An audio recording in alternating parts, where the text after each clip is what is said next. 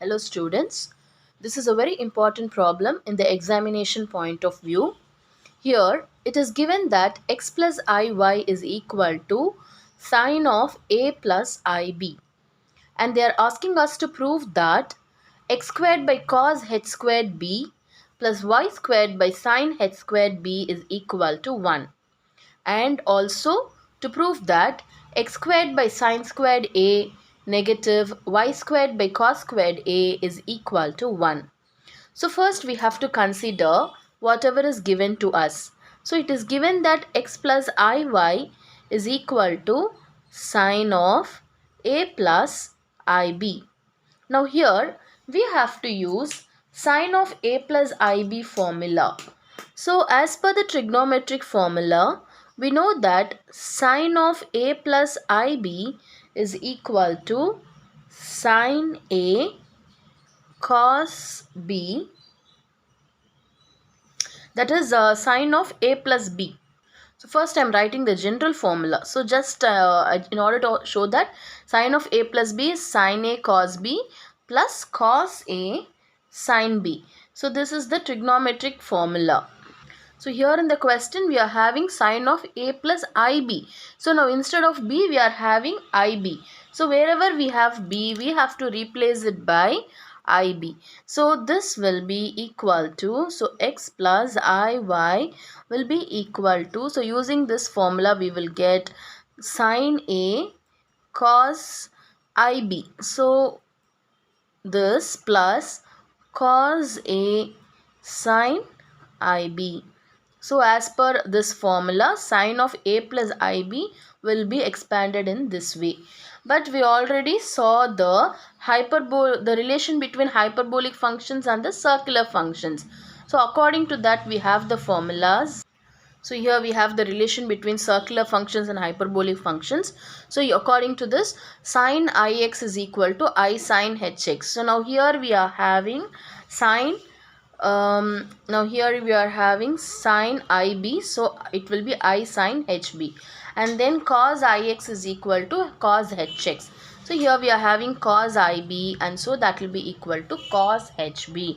So now we shall use this formula over here. So what we will get is, we will get x plus iy to be equal to, so the sine a we can write it as such.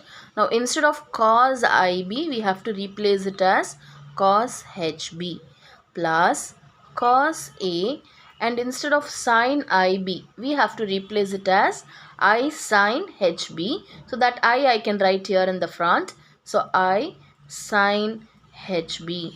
Now this gives us the real part, and this part alone gives us the imaginary part.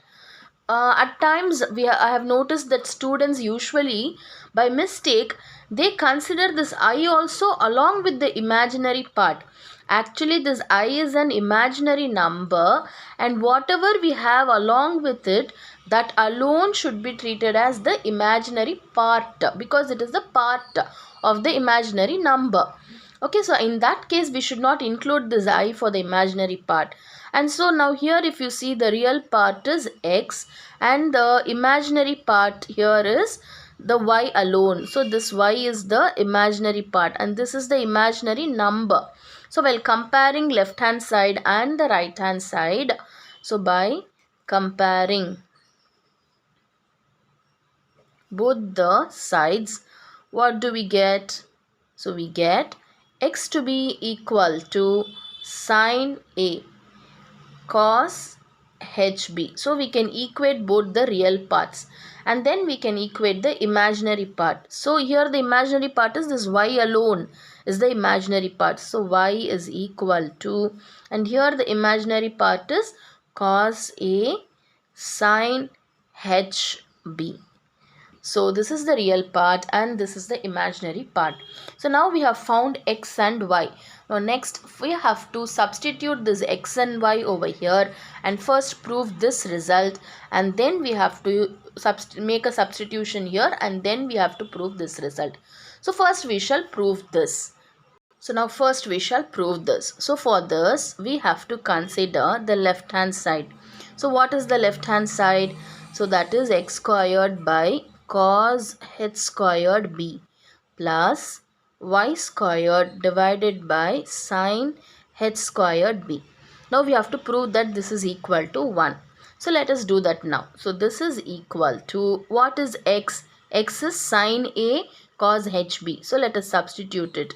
So sin a cos hb, the whole square, because it is x squared, plus y square. So y is cos a and then sin hb, the whole squared, the whole so this x squared divided by, we have cos h squared b, and y squared divided by sin h squared b. Now we will take the square inside the bracket, so we have to square each term separately. So we will have sin squared a and then cos h squared b. So very carefully you should write the square after h. By mistake I have noticed students writing it before this h. You shouldn't do that, because this is a hyperbolic function. So h should come along with the function cos. So it should be cos h squared b and not cos squared hb. So very carefully make that substitution, dear students, and then divided by, in the denominator we are having cos h squared b, and then plus, now here cos squared a, and this will be sin h squared b. The same whatever I have said here, it applies here also, and divided by sin h squared b. So now if you see here, these two terms are same, and this is in the numerator and this is in the denominator, so we can cancel it. Similarly, these two terms can be cancelled. And what will be remaining here in the numerator? The remaining term will be sin squared a plus, okay, here the remaining term is cos squared a. But this is, by the trigonometric formula we know that sin squared x plus cos squared x is equal to 1. So here we are having sin squared a plus cos squared a, and so this value is equal to 1. So hence we have started with the left hand side and we have arrived at the right hand side. So the left hand side is equal to the right hand side. So therefore we have proved that x squared divided by cos h squared b plus y squared divided by sin h squared b is equal to 1. So we have proved it. So hence proved. Okay. Now in the similar manner we have to prove this term, also. That is, we have to consider the left hand side and we have to prove that it is equal to the right hand side, which is 1. So let us see that proof now. So now we have considered this, we have to prove.